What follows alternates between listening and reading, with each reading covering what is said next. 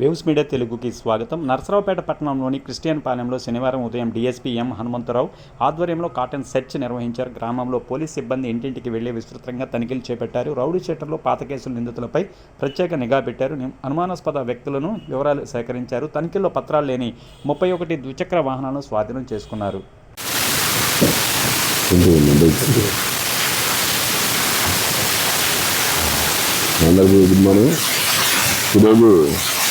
మా పల్నాడు జిల్లా ఎస్పీ గారి ఆదేశానుసారం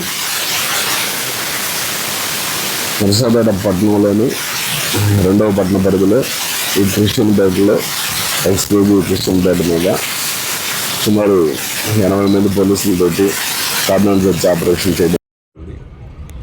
ఈ ఆపరేషన్లో భాగంగా ప్రతి ఇల్లు కూడా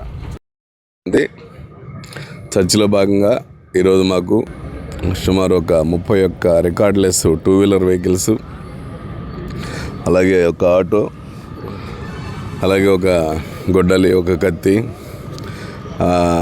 సీజ్ చేయడం జరిగింది.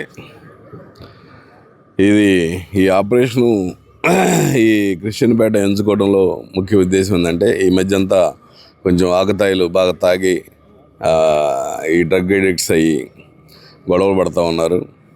వాళ్ళందరినీ అవేర్ చేసే ఉద్దేశంతో, ప్లస్ రేపు కమింగ్ ఎలక్షన్లో, మున్సిపల్ ఎలక్షన్లో ఎలాంటి ఇష్యూస్ లేకుండా ప్రశాంత వాతావరణంలో ఎలక్షన్ చేసుకోవాలన్న ఉద్దేశంతో ఈ కార్నర్ జడ్జ్ ఆపరేషన్లు మా ఎస్పీ గారు చేయించడం జరుగుతూ ఉంది.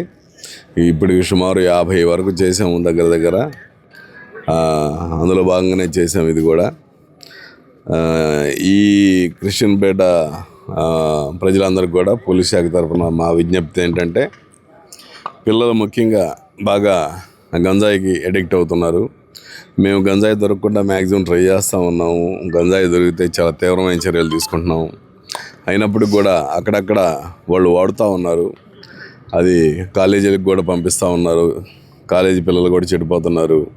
అది దయచేసి ఎవరైనా సరే అలాంటి అలవాటు ఉంటే తప్పకుండా మానుకోవాలి.